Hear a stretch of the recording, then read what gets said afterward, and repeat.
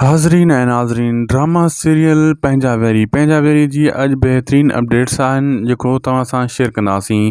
दोस्तो, हिन 1 मिनट जे वीडियो में अॼु वॾियूं अपडेट आहिनि, ख़ासि करे पंहिंजा वेरी ड्रामे जे बारे में, यानी आज़म मिंगल यानी खजूर साहब जो ड्रामो जेको पंहिंजा वेरी अचिणो आहे। दोस्तो, हिन वीडियो खे आख़िर ताईं ॾिसंदा ऐं जीअं तव्हांखे का अपडेट्स मिस न थी सघे ऐं थी सघे त असांजे हिन यूट्यूब चैनल दासी टीवी खे सब्सक्राइब, लाइक, शेयर ज़रूरु कंदा।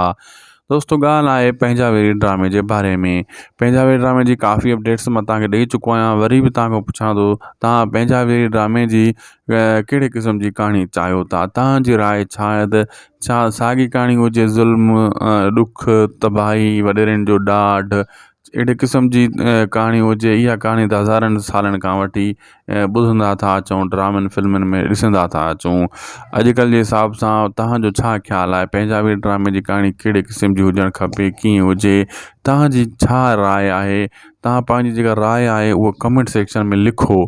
जेका बि तव्हांजी राय हुजे उहा लिखो, छो त कमेंट तव्हांजो हर कोई पढ़ंदो आहे। ऐं ॾिसूं सही तव्हांजे ज़हन में छा आहे, तव्हां का नई ॻाल्हि करणु चाहियो था या पुराणी कहाणी दर ज़िंदगी तुलाब या तकरार, अहिड़े क़िस्म जी कहाणी इन्हनि जी बि हुजे, या वरी को फ़र्क़ु हुजे? ऐं असांखे ॾींदा इजाज़त, कमेंट सेक्शन में ज़रूरु लिखंदा। अॼु तव्हांजी राय असां ॿुधणु चाहियूं था, ॾिसणु चाहियूं था, तव्हांजी राय छा आहे हिन ड्रामे जे बारे में।